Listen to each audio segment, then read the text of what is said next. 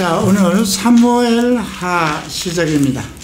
사무엘상에서는 마지막 사사 사무엘로부터 시작돼서 첫 번째 기름 부음을 받은 왕 사울, 그리고 하나님의 마음을 합한 자로 선택된 두 번째 왕 다윗이죠.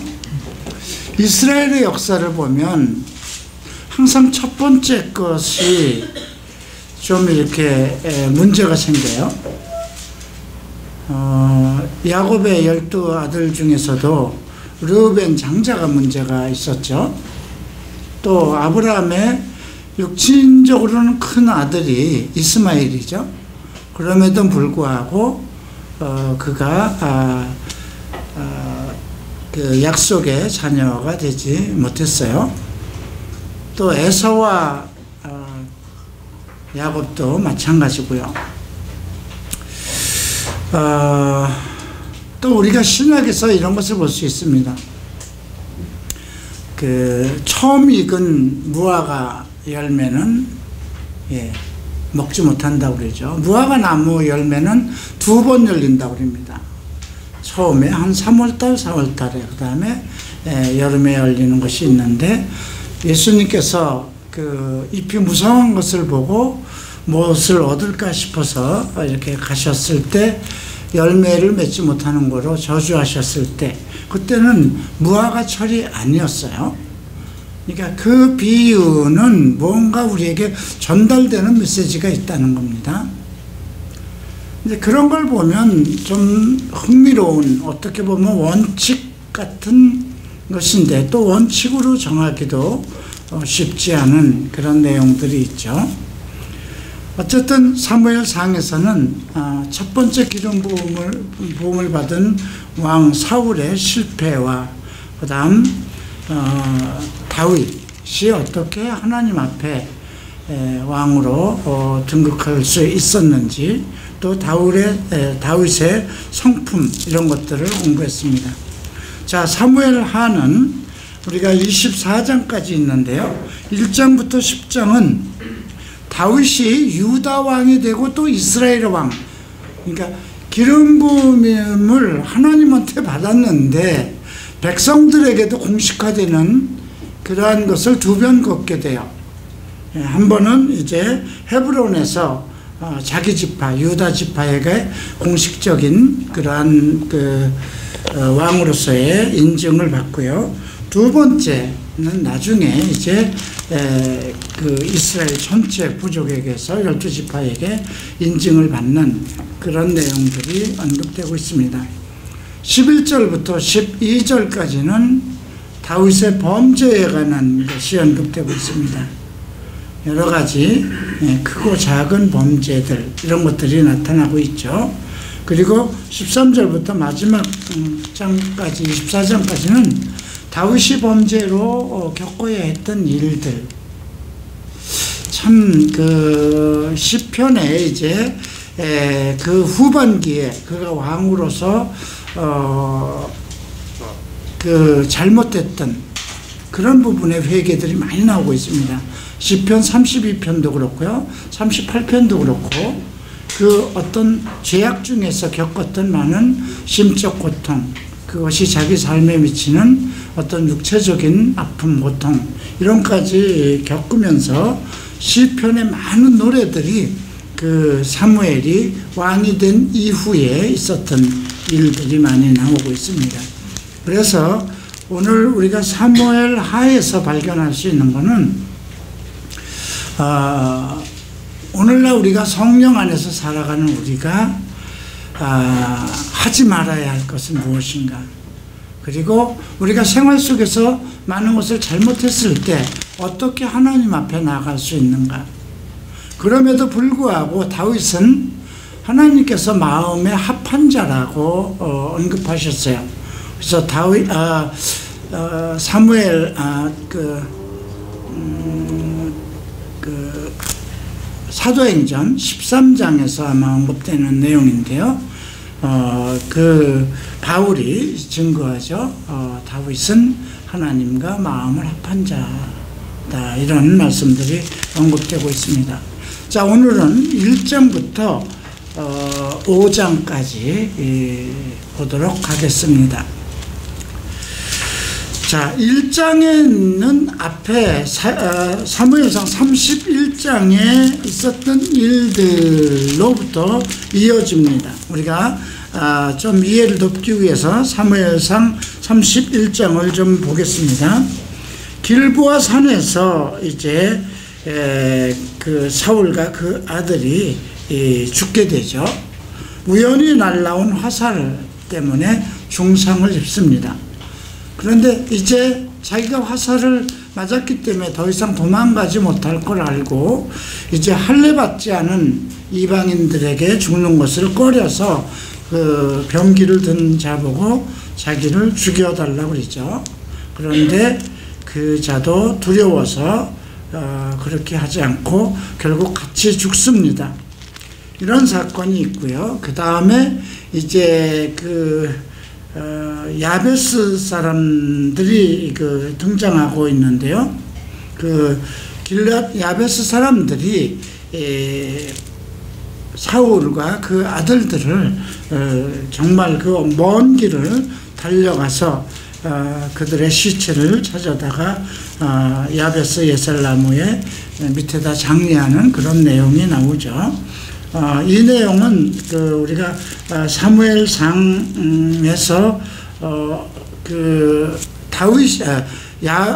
사울이 왕으로서 등극하는데 가장 큰 역할을 했었던 것이 길앗 야벳 사람들을 구원했던 그 일로 인해서 상당히 이스라엘 백성들 속에서 지지를 받았던 내용들이거든요. 그래서 길앗 야벳 사람들이 사울의 죽음을 보고 끝까지 의를 지켰던 이런 내용들을 우리가 볼 수 있습니다. 자, 이제 사무엘 1장을 보는데요.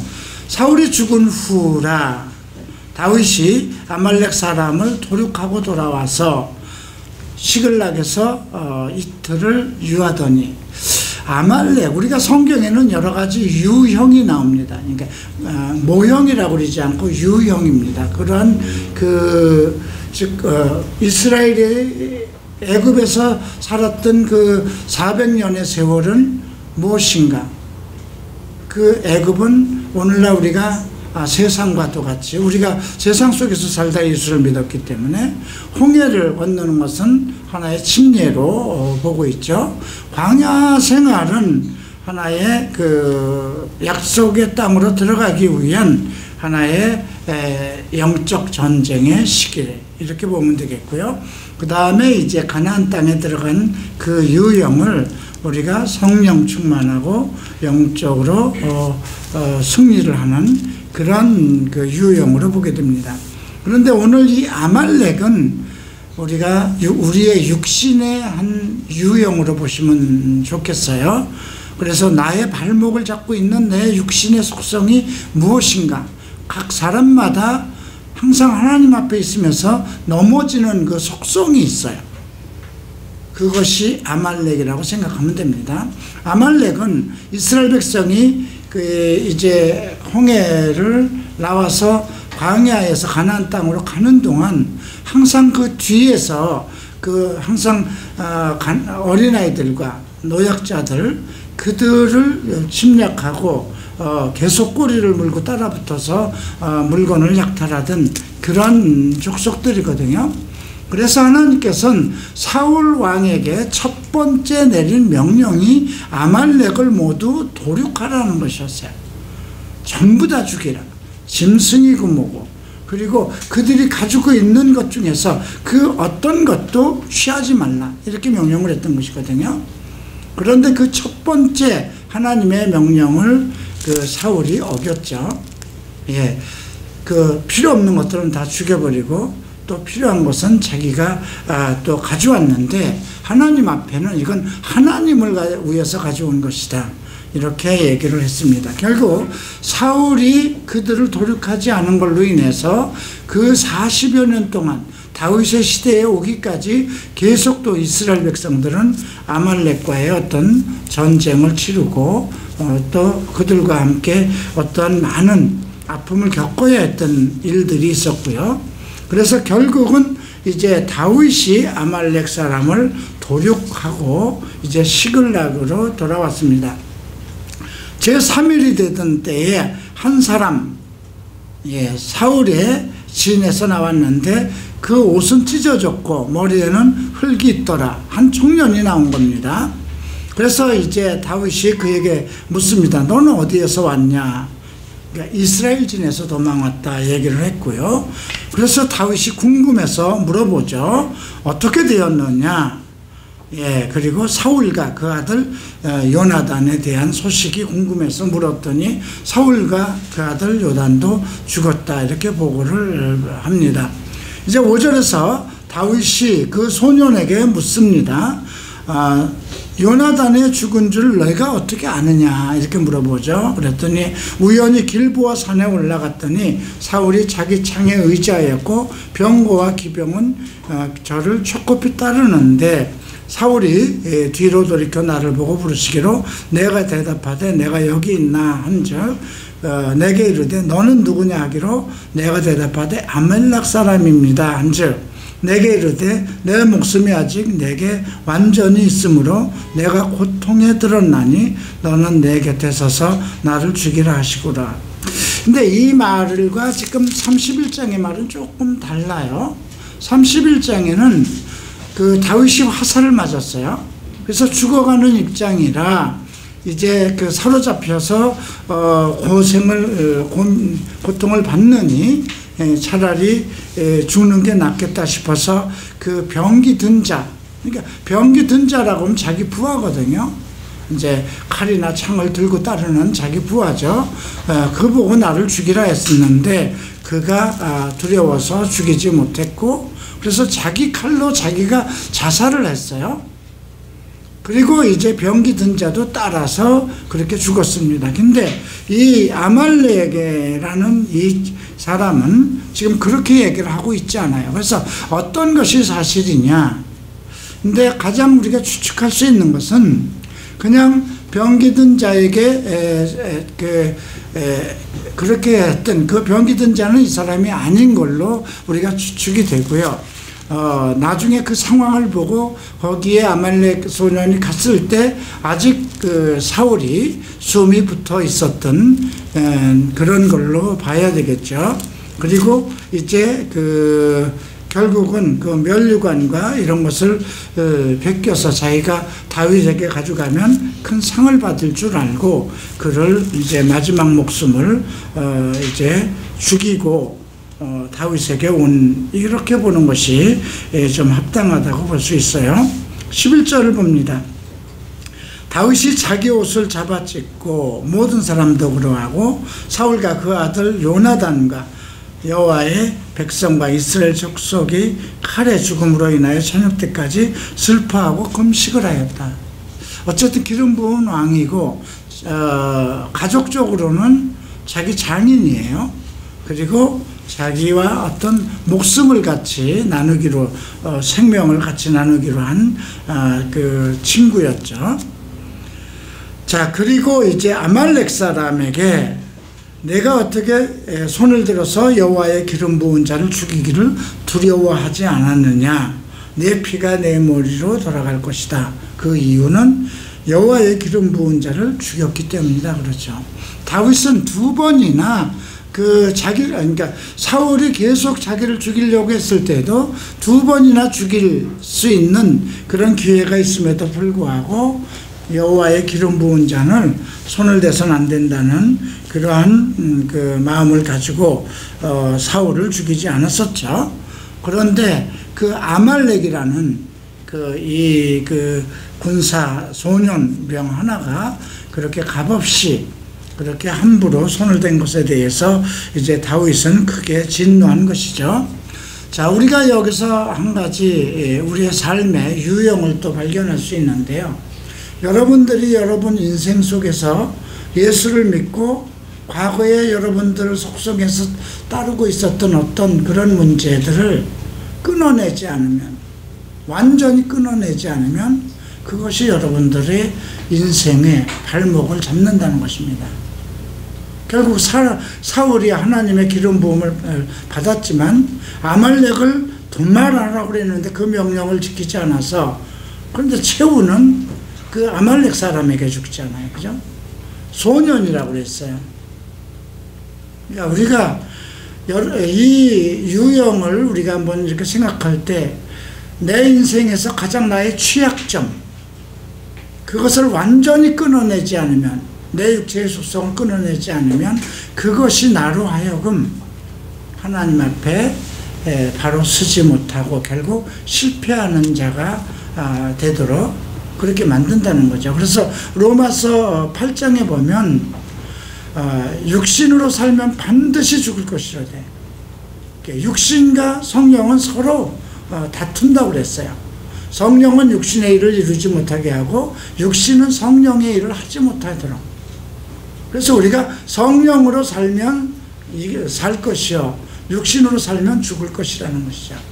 근데 그 딱 한 가지 아주 대수롭게 여기지 않았던 것, 우리가 평상시에는 늘 이게 문제를 삼지 않아요. 내가 예수를 믿고 열심히 살아가면서 그 자기가 가지고 있는 어떤 육체의 속성이 나를 넘어뜨릴 거리라는 생각을 평소에 안 해요. 그런데 어느 순간에 그것에 이렇게 뭐라고 그럴까요? 미혹된다고 그럴까요? 미혹되는 것이 아니고 또다시 자기의 육체의 약점이라고 그럴까요? 거기에 내가 잘못 쓰게 되면 걷잡을 수 없는 상황으로 가죠.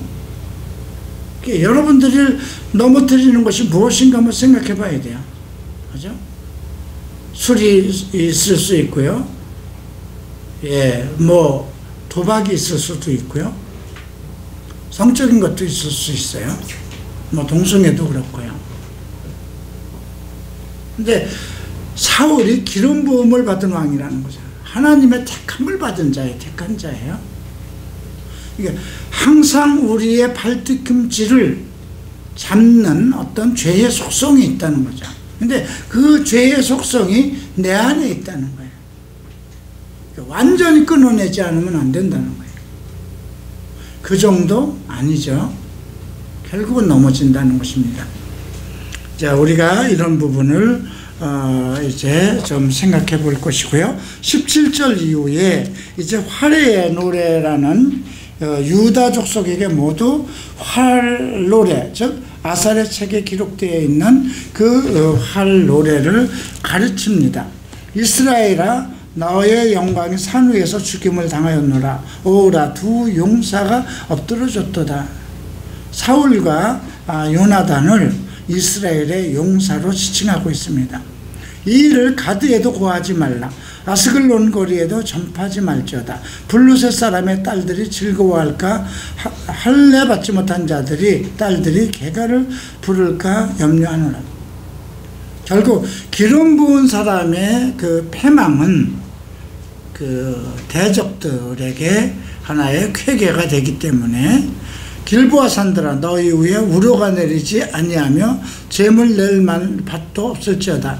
거기서 두 용사의 방패가 버림받음이라. 곧 사울의 방패가 기름 부음을 받지 않음과 같이 되었다.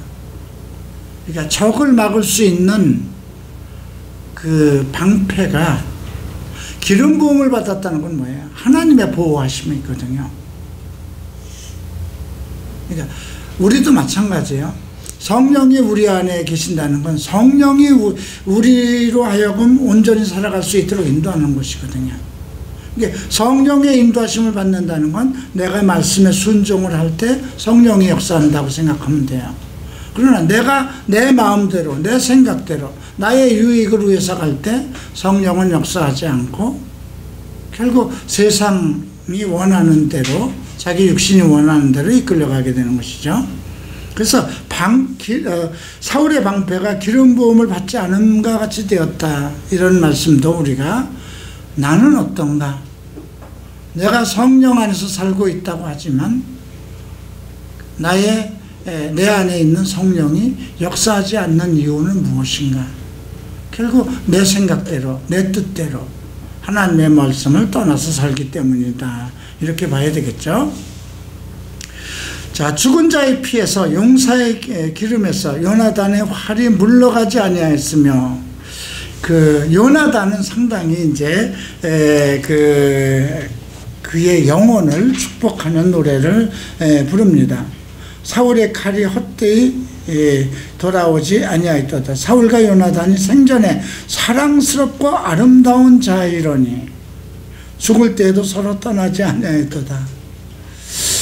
자기를 대적하던 사울임에도 불구하고 그의 영혼에 대해서 이렇게 노래하고 있습니다. 저희는 독수리보다 빠르고 사자보다 강하도다. 그의 용맹성을 얘기한 것입니다. 이스라엘 딸들아 사울을 슬퍼하여 울지어다. 이스라엘 자손들을 지칭하는 거죠. 저가 붉은 옷으로 너희에게 화려하게 입혔고 금노리개를 너희 옷에 채웠도다. 그만큼 사울 왕이 있을 때 너희가 풍족하지 않았느냐, 이 얘기를 하는 것입니다.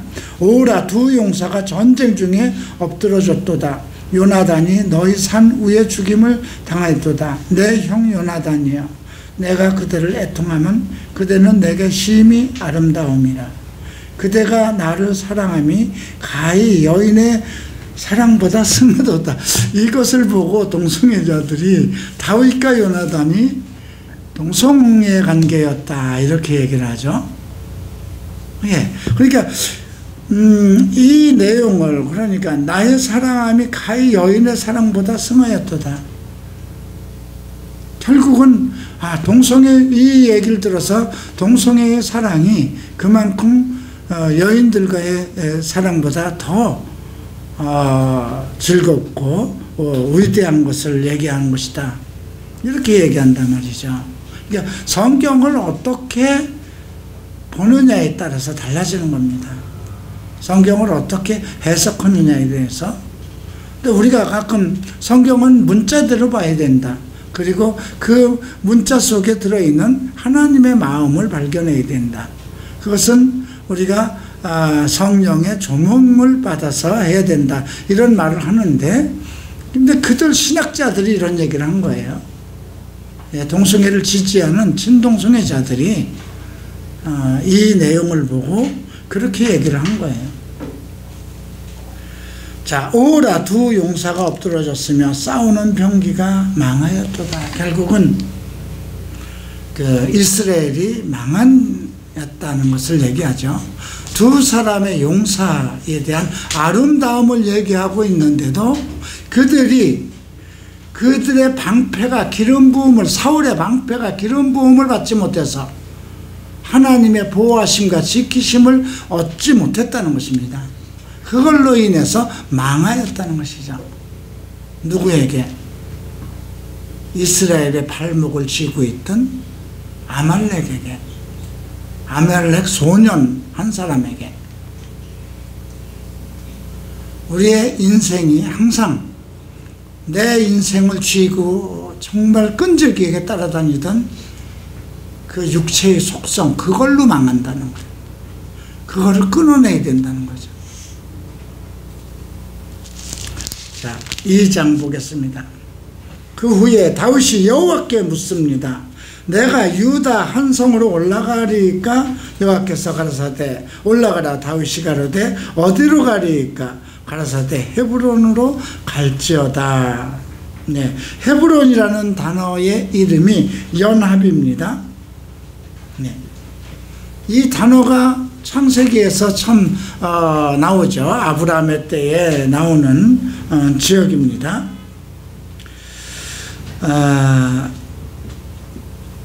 다윗이 그 두 아내 이스라엘 여인 아히노임과 갈멜 사람 나발의 아내 되었던 아비가일을 데리고 그리로 올라갈세. 두 아내가 있었는데 나중에 보면 또 그 6명의 그 여인이 나오고요. 그 후에 또 수백여 명의 또 여인들이 나옵니다. 근데 이거 율법인 거죠. 지금 율법의 시대에 지금 뒷자락에 있는 거예요. 앞에 이미 레위기를 통해서 하나님께서 모세의 율법을 줬어요. 신명기에도 언급되어 있어요. 왕들은 여인을 많이 취하지 말라 이렇게 율법을 내렸는데, 다윗이 하나님이 마음을 합한 자라, 하나님이 기름을 부은 자인데 벌써 왕이 되자마자, 그러니까 원래는 누가 먼저인가요? 사울의 딸 미갈이 먼저예요. 그의 미갈이 얼마나 아름다웠던지 그 사울이 요구하죠. 블루셋 사람 얼굴 가죽 100개를 가져오라고 그러죠. 그래서 그 다윗이 아주 청년 다윗이 그 100명의 블루셋 사람을 죽이고 그 면피를, 얼굴 피를 100개를 갖다 줍니다. 사실은 사울은 자기 딸을 구실로 해서 다윗을 그 블루셋 사람에게 보내서 죽게 만들려고 했던 건데, 그렇지만 생각해 보세요. 한 여자를 아내로 얻기 위해서 그러한 그 모험을 할 수 있는가? 미갈이 상당히 아름다웠다고 합니다. 나중에 지금 요 다음 장에서 이제 미갈을 다시 자기에게 데려오라고 그러죠. 이미 미갈은 다른 남자한테 주어졌거든요. 그런데도 내가 사람의 얼굴 면피 100을 주고 취한 아내니까 그를 데려오라, 이런 내용이 뒤에 나오고 있습니다. 또한 자기와 함께한 종자들과 그들의 권속들을 다 데리고 올라가서 헤브론 각성에 거하니라. 유다 사람들이 나옵니다.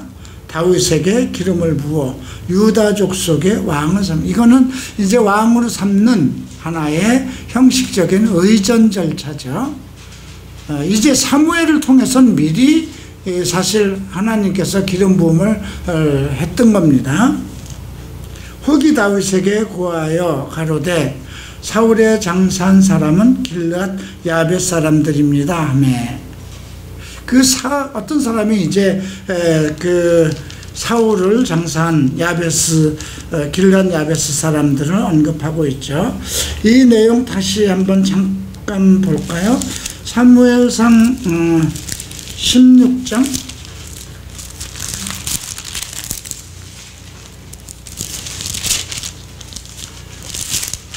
16장인가요?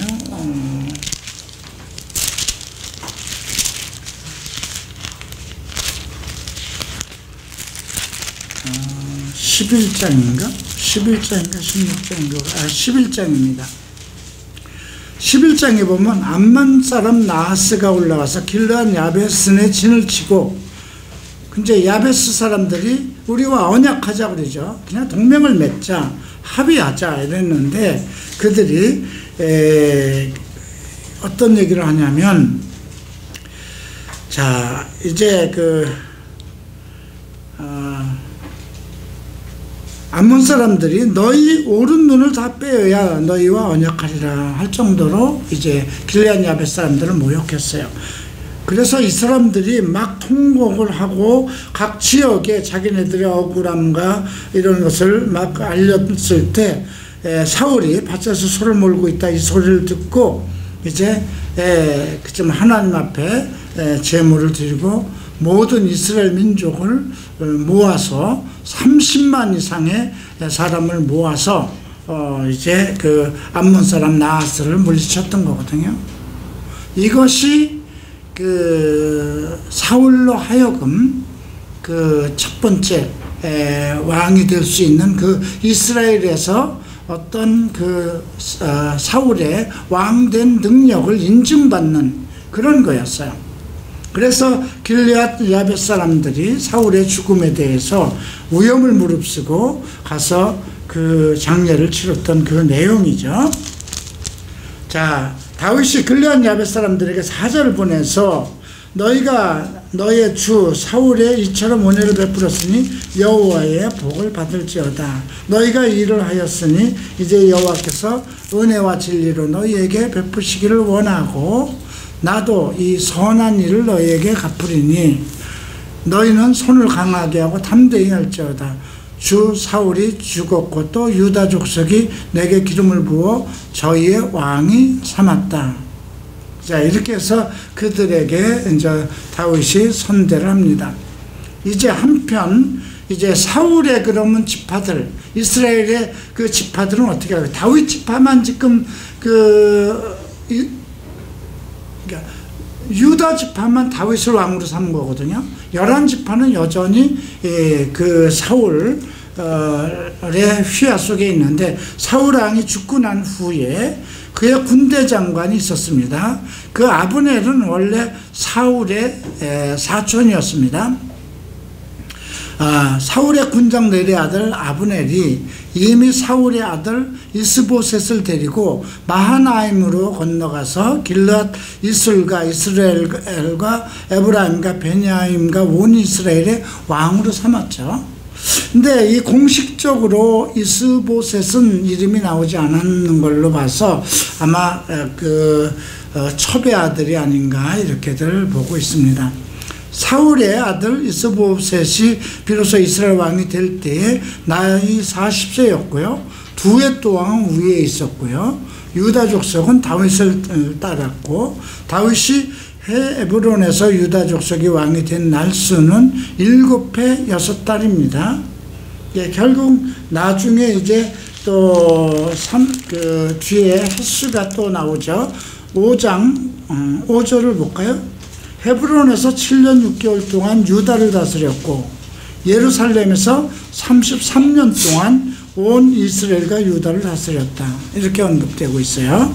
그러니까 헤브론에서는 유다 지파의 왕으로서 7년 6개월 있었던 것이고요. 그 다음에 온 이스라엘의 그 인증을 받아서 또 왕이 된 것은 33년 동안 있었던 것이 기록되어 있습니다. 자, 이제 12절 봅니다. 2장. 넬의 아들 아브넬과 사울의 아들 이스보셋의 신복은 마하나임에서 나와서 기브온에 이르고, 수루아의 아들 요압의 다윗, 그러니까 수루아의 아들 요압은 또 다윗의 이렇게 사촌이죠. 다윗의 신복들도 나와서 기드온 목가에서 저희를 만나 나왔으니 이는 못 이편이요, 그러니까 못을 사이에 두고 양쪽으로 쓴 겁니다. 아브넬이 요압에게 이르되 청컨대 소년들로 일어나 우리 앞에서 장난하게 하자. 이것은 서로 뭔가 춤추면서 어떤 그 축제와 같은 것, 전쟁 놀이를 하자, 이렇게 얘기한 거라고 합니다. 요압이 가로되 일어나게 하자 하며 저희가 일어나 그 수요대로 나가니 베냐민과 사울의 아들 이스보셋의 편에 12이요 다윗의 신복이 12이라. 각각 적수의 머리를 잡고 칼로 적수의 옆구리를 찌르니 일제히 쓰러지니. 이러한 전쟁 놀이를 했다는 것이 참 특별하죠. 아무리 군대지만 이러한 일들이 있었네요. 자, 각기 적수의 머리를 잡고 칼로 적수의 옆구리를 찌르며 일제히 쓰러진지라. 그러므로 그것을 헷갓 핫수림이라 일컬었으며 기브온에 있더라. 그날의 싸움이 맹렬하더니 아브넬과 이스라엘 사람들이 다윗의 신복 앞에서 패하니라.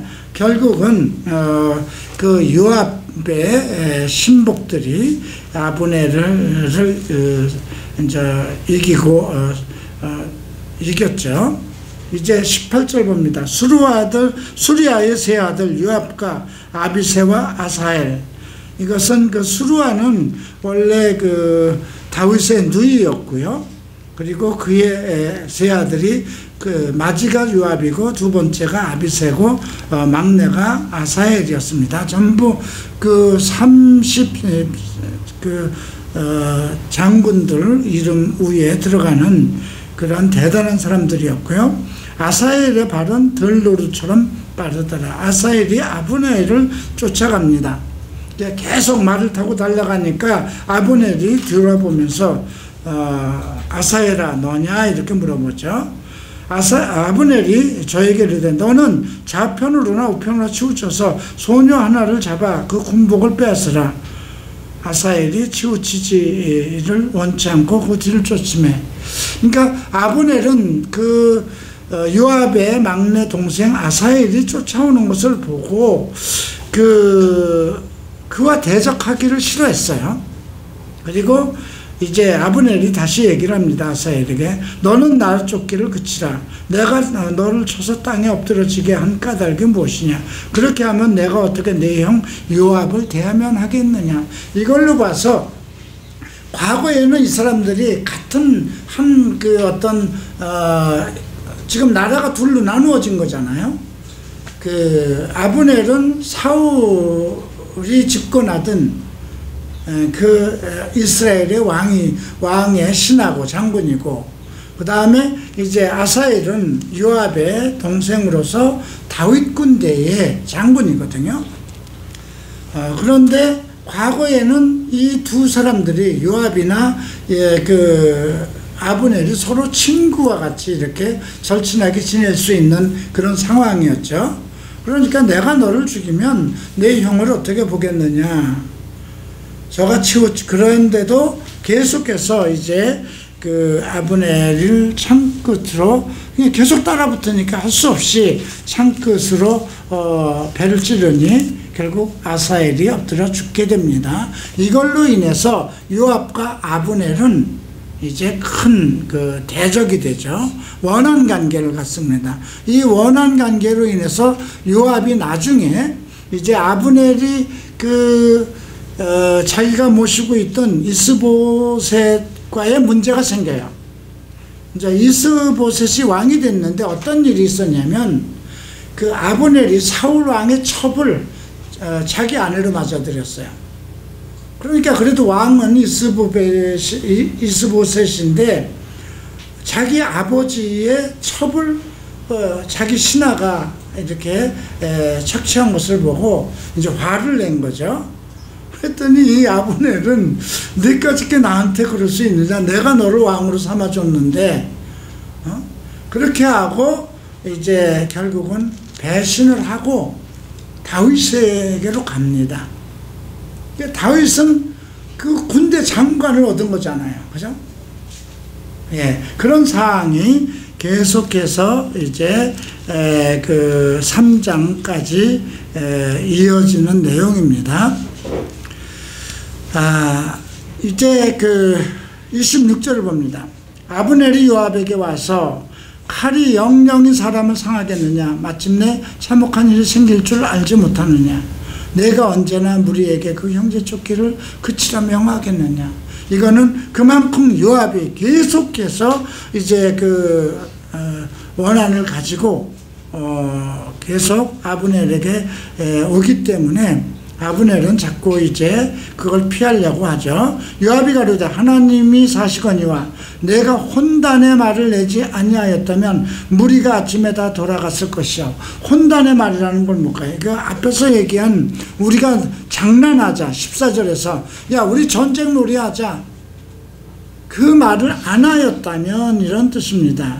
그러니까 내가 그런 마음 네가 정말 진심으로 우리 한번 놀이하자 이런 말을 했기 때문에 그렇지 않았으면 우리가 다 돌아갔을 것인데 내가 일을 시작한 것이 아니냐 이런 얘기를 하는 것입니다. 29절 보면 아브넬과 그 종자들이 밤새도록 항하여 아라바를 지나 요단 건너 비드론 온 땅을 지나 마하나임에 이르니라. 요압이 아브넬을 쫓기를 그치고 돌아와서 무리를 다 모으니 다윗의 신복 중에 19인가 아사엘이 골이 났으나 다윗의 신복이 베냐민의 아브넬에 속한 자들을 쳐서 360명을 죽였더라. 무리가 아사엘을 베들레헴에 있는 그 아비의 묘에 장사하고 모압과 그 종자들이 밤새도록 행하여 헤브론에 이를 때에 날이 밝았다. 결국은 이제 헤브론으로 돌아왔지만 그 요압의 막내 동생 아사헬이 이제 그 아브넬에게 죽임을 당한 사건이 생겼죠. 자, 그리고 사울과 다윗의 집 사이에 전쟁이 오래매 다윗은 점점 강해지고 사울의 집은 점점 약해지는. 그래서 두 나라, 한 민족이 두 나라로 존재할 수는 없죠. 그래서 계속 전쟁이 있었고 결국은 그 다윗의 집이 점점 왕해졌음을 알 수 있고요. 이제 다윗의 그 가정사에 대해서 언급되어 있습니다. 헤브론에서 아들 낳았는데 맏아들은 암논이라. 이제 이 암논도 문제가 생겨요. 앞으로 이스라엘 여인 아히노암의 소생이요. 둘째는 길르앗이라. 길르압이라는 이름은 나중에 다른 이름으로 언급되는데 나발의 아내 되었던 아비가엘의 소생이요. 셋째는 압살롬. 이게 반역을 하죠. 반역을 하고 어떻게 합니까? 자기 아버지의 첩들을 그 궁전 그 옥상에 모아놓고 그 잠을 자는 사건이 일어나죠. 자, 그슬왕 달메의 딸 마아가의 아들이요. 넷째는 아도니아라 학기스의 아들이요. 다섯째는 스바다라 아비달의 아들이요. 여섯째는 이드로암이라 다윗의 아내 에글라의 소생이니 이는 다윗이 헤브론에서 낳은 아들이다. 그러니까 헤브론에서 유다 족속에게 기름 왕으로서 인정을 받은 후에 이만큼 또 이제 7년 동안 그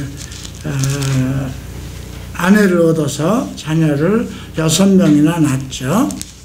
자, 6절을 봅니다. 사울의 집과 다윗의 집 사이에 전쟁이 있는 동안 아브넬이 사울의 집에 점점 권세를 잡으니라. 뭐 그럴 수밖에 없죠. 그 이스보셋은 나름대로 이제 연약한 그런 왕이고 아브넬에 의해서 세움을 받았으니까 사울에게 첩이 있었으니 이름은 리스바요 아야의 딸이더라. 이스보셋이 아브넬에게 이르되 내가 어찌하여 내 아버지의 첩을 통간하였느냐 이렇게 책망을 하죠. 그때 이제 아브넬이 분노합니다. 네. 내가 유다의 개 대강이뇨, 개의 머리냐 이런 머리죠.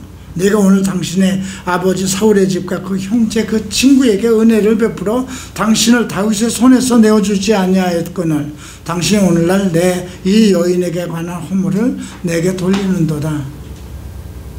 예, 사실은 이런 문제에 대해서 좀 깊게 얼마나 아브넬이 나름대로 교만했는가를 좀 생각해 볼 필요가 있죠. 그러니까 이스보셋은 하나의 그냥 명목상의 왕이고 실권은 아브넬이 가지고 있었던 것입니다. 여호와께서 다윗에게 맹세하신 대로 내가 이루게 아니하면 하나님은 아브넬에게 벌 위에 벌을 내릴 것이다. 그렇게 하고 결국 이제 이 나라를 사울의 집에서 다윗에게 옮겨서 그 위를 단에서 부엘세바까지 이스라엘과 유다에 세우리라 하신 것이라 하며 이스보셋이 아브넬을 두려워하여 감히 할 말도 대답하지 못했더라. 그리고 아브넬이 반역을 합니다. 사자를 다윗에게 보내죠. 이 땅은 당신의 땅입니다. 언약을 하자 그러죠. 내 손이 당신을 도와 온 이스라엘로 당신에게 돌아가게 하겠다. 그 정도의 이제 그 파워십이 있었던 것이죠. 다윗은 코 풀지 않고 얻은 거나 마찬가지이기 때문에 좋다, 언약을 하자. 그 대신에 한 가지 조건을 겁니다. 사울의 딸 미가를 데리고 와라.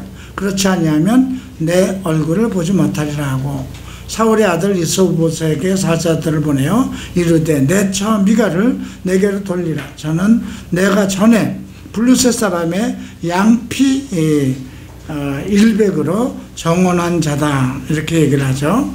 네, 그러니까 여기서 사실 그 양피라는 것은 그 이스라엘 사람들이 가지고 있는 그 양들의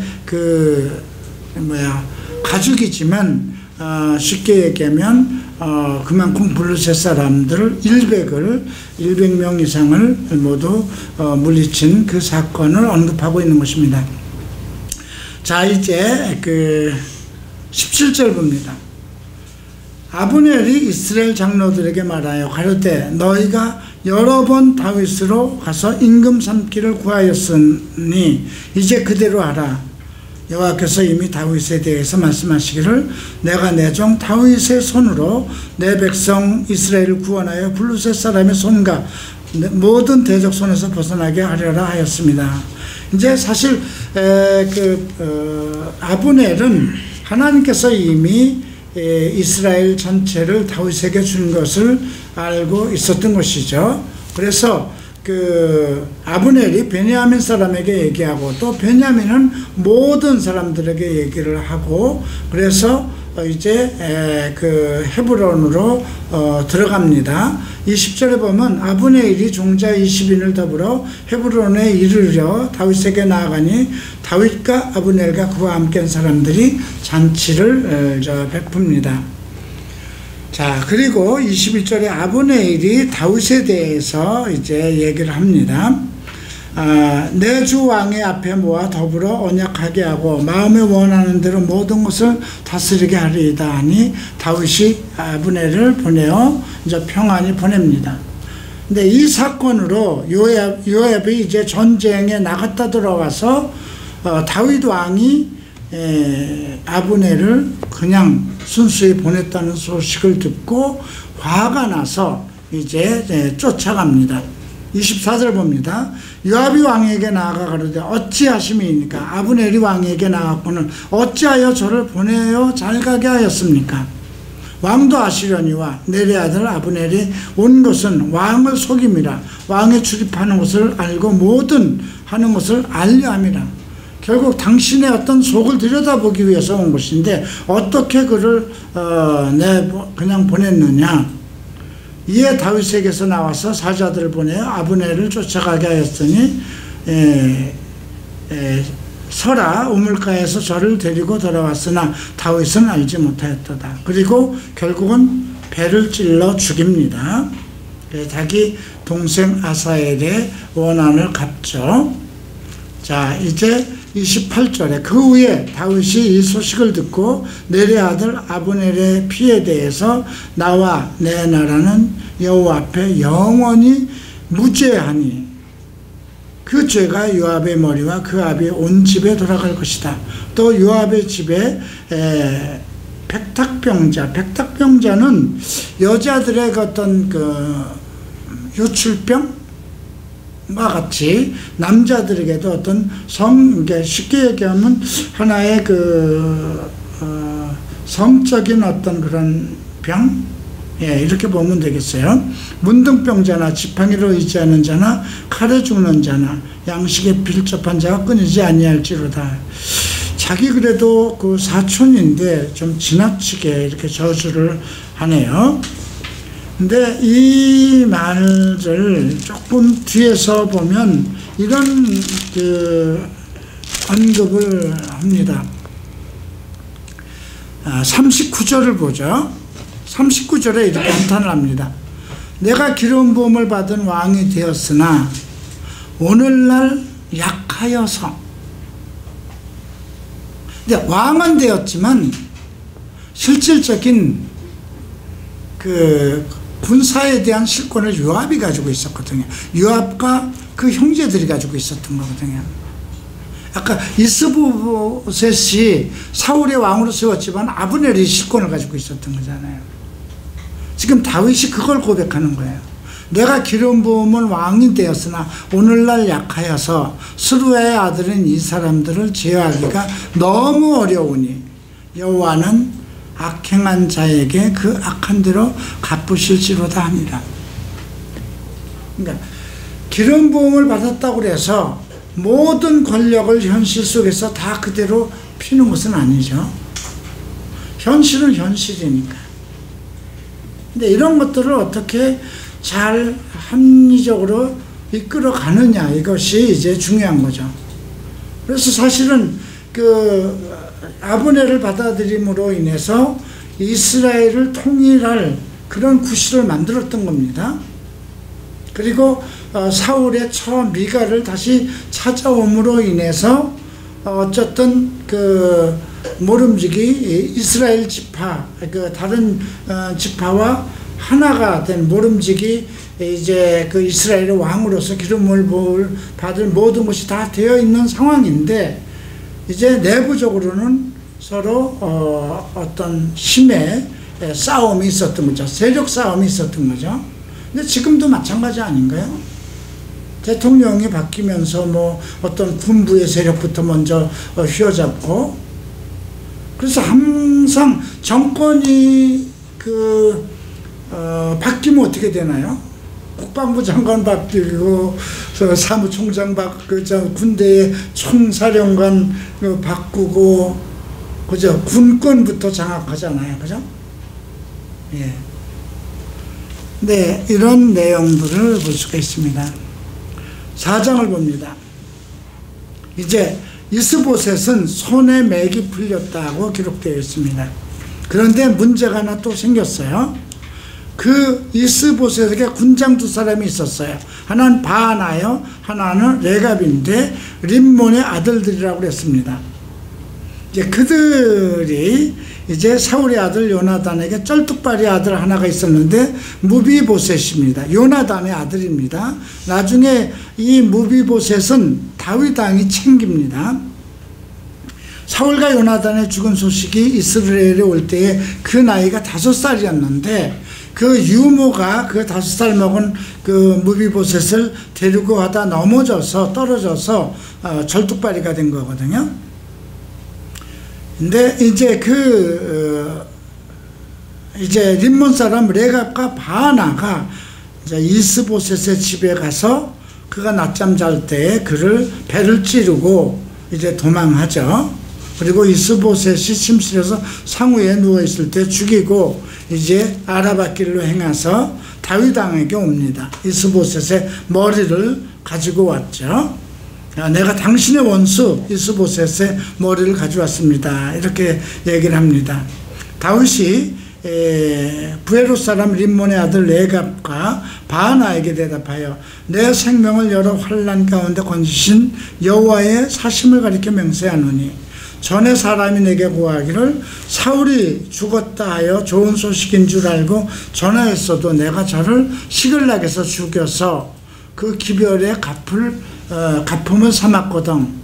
하물며 악인이 의인의 집 침상에 누인 것을 겠느냐. 그러니까 여기에서 과연 그 이스보셋을 의인으로 보는 것은 그가 실질적으로 다윗에게 잘못한 건 없잖아요. 그죠? 예. 근데 악인을 악인이 의인의 그 집을 침상위에서 죽인 것이겠느냐. 그런즉 내가 저 피 흘린 죄를 너희에게서 갚아서 이 땅에 없이 하지 않겠느냐. 결국 소년들을 명해서 저희를 죽이고 수적을 베어서 헤브론 목가에 메어 달고 이스보셋의 머리를 가져다 헤브론 아브넬의 무덤에 장사했습니다. 그러니까 우리가 4장에서는 결국 이스보셋의 죽음, 그리고 장차 이제 요나단의 아들 무비보셋이 다윗에게 어떻게 연결되어 오는가, 이런 것들이 볼 수 있고요. 자, 이제 5장을 보겠습니다. 이스라엘의 모든 지파가 이제 헤브론에 모입니다. 다윗에게 나옵니다. 우리는 왕의 고륙입니다. 그죠? 한 지파입니다. 모든 우리는 당신의 한 가족입니다. 이렇게 얘기하는 거죠. 전일 곧 사울이 우리 왕이 되었을 때에도 이스라엘을 거느려 출입하게 한 자는 왕이시었고 여호와께서도 왕에게 말씀하기를 내가 내 백성 이스라엘 목자가 되어 이스라엘의 주권자가 되리라 하셨나이다. 백성들은 하나님께서 그 다윗을 이스라엘의 목자로 주권자로 삼은 것을 알고 있었던 것이죠. 이스라엘 모든 장로가 헤브론에 이르러 왕에게 나오매 다윗 왕이 헤브론에서 여호와 앞에서 저희와 언약을 세우며 저희가 다윗에게 기름을 부어 이스라엘의 왕이 삼으니라. 다윗이 30세에 위에 나아가서 40년을 다스리되 헤브론에서 77년 6개월, 그리고 예루살렘에서 33년 40년을 다스린 거죠. 왕이 돼서. 그러니까 이게 30세부터 상당히 젊은 나이에 왕이 돼서 엄청난 일을 했죠. 자, 왕과 그 종자들이 예루살렘에 가서 그 땅 거민 여부스 사람을 치려하매 그 사람들이 다윗에게 말하되 내가 이리로 들어오지 못하리라. 소경과 절뚝발이라도 너를 물리치리라. 이 정도로 여부스 사람들은 상당히 어떤 확신을 가지고 있었죠. 다윗이 시온 산성을 빼앗았으니, 그 정도로 그 여부스 사람들이 살고 있었던 그 시온 산성은 요새였어요. 그러니까 절름발이들이라도, 우리가 절름발이라도 그 어떤 장군들이 와도 이 요새는 탈환하지 못한다, 이런 자부심을 가지고 있었던 것이죠. 그래서 거기 이름을 이제 시온 산성을 빼앗아서 다윗성이라고 이름을 합니다. 그날에 다윗이 이르기를 누구든지 여부스 사람을 치거든 수구로 올라가서 다윗의 마을에 미워하는 절뚝벌이와 소경을 치라 하였으므로 속담이 되어 이르기를 소경과 절뚝벌이는 집에 들어오지 못하리라 하더라. 다윗이 산성에 거하며 다윗성이라 이름하고 밀로에서부터 안으로 성을 둘러싸으니라. 이제 그 다윗성을 완전히 요새로 삼은 거죠. 만군의 여호와 여호와께서 함께 계시니 다윗이 점점 강성하여 갔고요. 두로왕 히람이 다윗에게 백향목과 목수와 석수를 보내서 다윗을 위하여 집을 지었으니 다윗이 여호와께서 자기를 세우사 이스라엘의 왕을 삼으신 것과 그 복성 이스라엘을 위하여 그 날을 높이신 것을 아니라. 이렇게 이제 다윗의 명성이 그 이방인 두로왕에게까지 나가서 그 다윗성을 짓는데 두로왕이 시민된 것이 기록되어 있습니다. 다윗이 헤브론에서 올라온 후에 예루살렘의 첫 첩을 더 취했습니다. 좀 다윗은 좀 호골이었고 여색을 밝히는 사람이 아니었나 싶기도 합니다. 헤브론에 있을 때도 아내를 6이나 두고 여기 와서도 또 이제 딸들 아들들과 딸들을 이제 다윗이 처첩을 취하는 내용이 나오는데요. 예루살렘에서 그에게 난 자의 이름은 삼무아와 소밥과 나단과 솔로몬과 이팔과 엘리수아와 네벡과 야비아와 엘리사마와 엘야다와 엘리벨댓이었더라. 그러니까 이 사람들의 이름들은 우리가 여기서 아는 사람은 나단과 솔로몬밖에 없죠. 나머지 사람들은 무엇을 했는지 우리가 성경에 기록이 없고요. 17절 봅니다. 이스라엘이 다윗에게 기름을 부어 이스라엘 왕을 삼았다 함을 블루셋 사람이 듣고 다윗을 찾으러 올라오매 다윗이 듣고 요회초로 나가니라. 블루셋 사람이 이르러 르비딤 골짜기에 편만한지라. 다윗이 이제 하나님께 묻습니다. 블루셋 사람에게 올라갈까요? 했을 때 여호와께서 저희를 내 손에 붙이시겠나이까? 여호와께서 다윗에게 말씀하시되 올라가라. 내가 단정코 블루셋 사람을 내 손에 붙이리라 한지라. 이렇게 여자를 율법을 어기면서까지 많은 여자를 취했는 반면에 어떤 국가적인 대사가 생길 때에는 반드시 하나님 앞에 물었다는 것입니다. 20절 보죠. 다윗이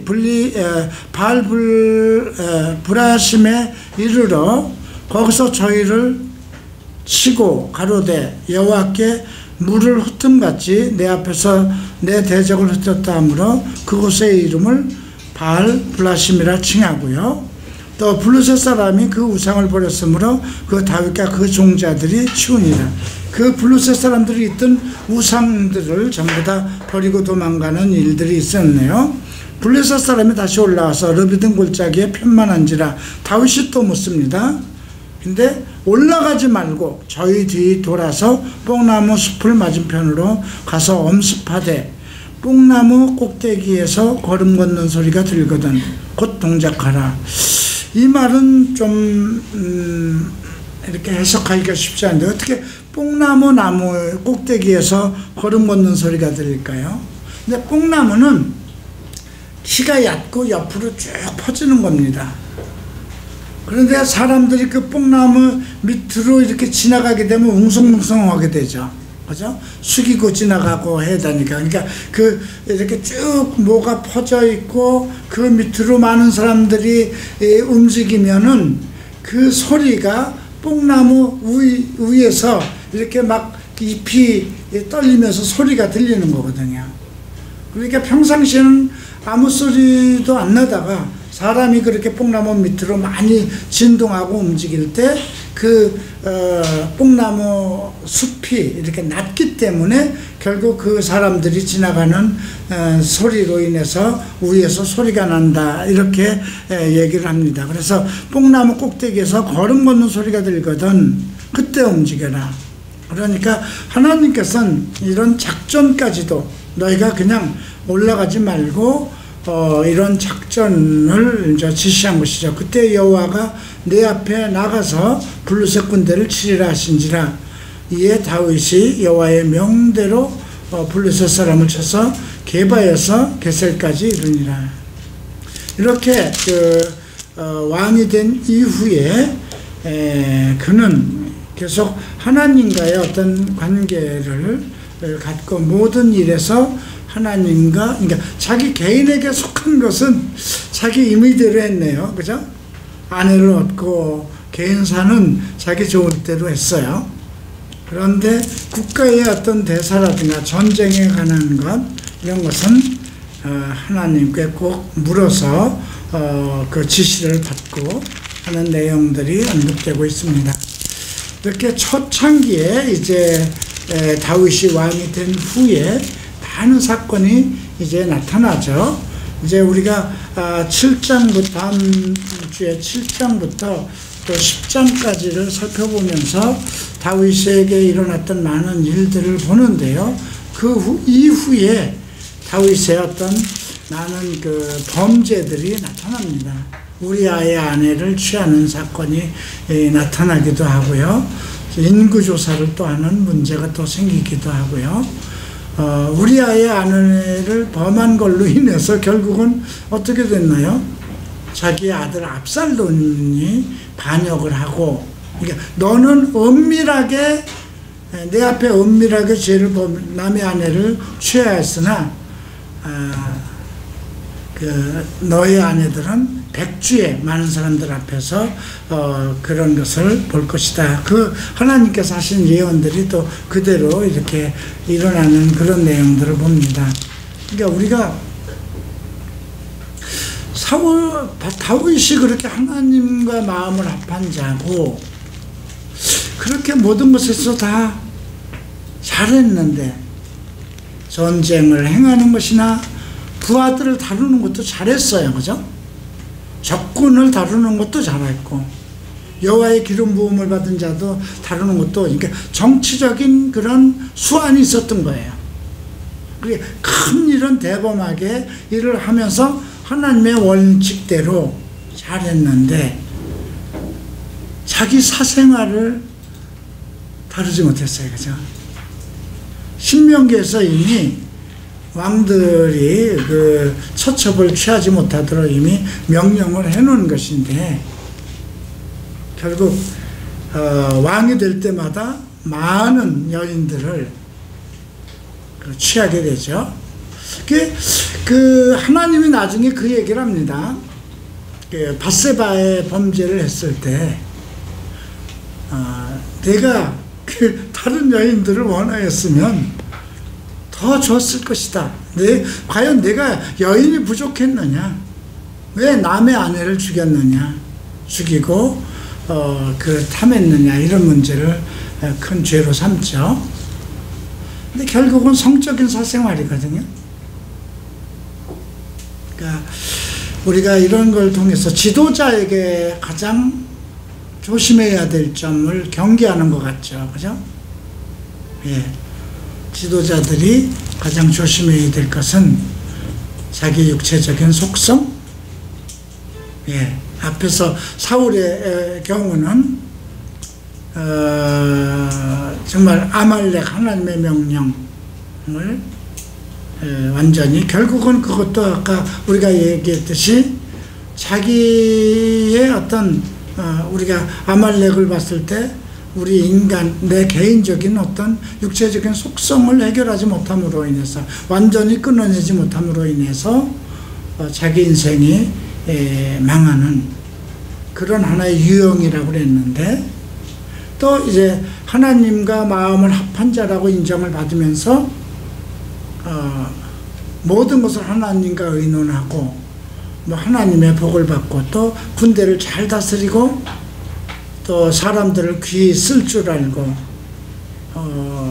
그러한 다윗 왕이 자기 사생활 관리를 잘못하는 것 그것이 올무가 되어서 정말 자기 왕권에 큰 도전을 받고 아들들이 반역을 하는 사건 이런 것들을 볼 수 있죠. 그럼에도 불구하고 그 아들 중에 솔로몬을 낳게 하셔서 그로 하여금 예루살렘 성전을 짓게 하고 이런 것들이 나옵니다. 근데 문제는 우리가 그 다윗의 시에서 이제 메시아가 나와요.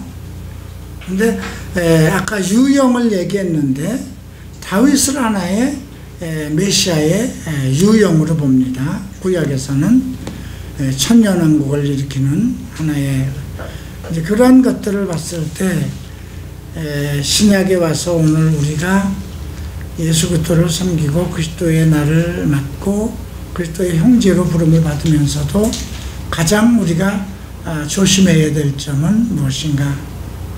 결국 육체의 속성, 또 하나는 자기의 사생활의 관리, 지도자로서의 어떤 사생활의 관리 이런 것이 아닌가 싶습니다. 이렇게 해서 오늘 사무엘하 1장부터 5장까지를 공부했습니다. 좀 역사적인 거라 그 내용을 보면서 좀 지루한 내용도 있지만 이러한 내용들을 통해서 우리가 무엇을 발견할 것인가, 내 믿음 생활에 이 사건을 어떻게 적용할 것인가 이런 것을 이제 살펴보는 것이죠. 자, 혹시 질문할 거 있으면 질문하시기 바랍니다. 자, 기도하겠습니다. 사랑하는 주님, 감사합니다. 우리가 하나님과 하나님에게 택함을 받고 하나님의 기름 부음을 받아서 하나님의 사람으로 한 세상 살아가면서 내 생활, 내 사생활, 나의 육체적인 속성, 죄성을 어떻게 다룰 것인가 이런 문제가 오늘 우리의 관건이기도 합니다. 구약에서 많은 사람들이 택함을 받고 많은 사람들이 하나님 앞에 섰으나 그들이 모두 성공한 것은 아니었습니다. 아브라함의 씨가 모두 아브라함의 자손이 아니었고 또 이와 같이 오늘날도 우리가 수많은 사람이 하나님 앞에 부름을 받고 청함을 받았으나 하나님 앞에 온전한 택함을 받은 사람은 적다고 하였습니다.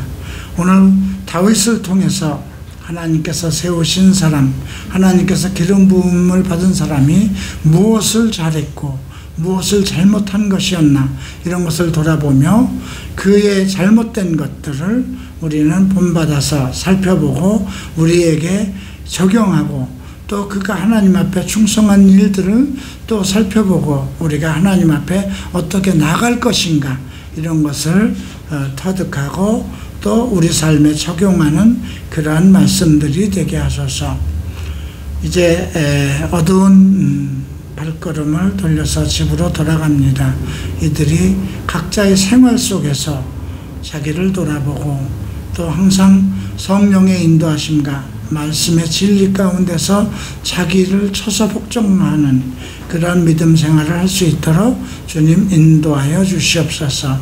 하루하루 삶 속에서 지루하고 또 지치는 일들이 일어나겠지만 우리에게 주시는 모든 날들이 하나님 안에서 늘 새롭고 희망에 차고 또 감사와 또 하나님의 영광과 찬송이 되는 그런 성도의 삶이 될 수 있도록 우리를 더욱 거룩하게 하시고 의로운 자녀로 삼아 주시옵소서. 감사하며 예수 그리스도 이름으로 기도합니다.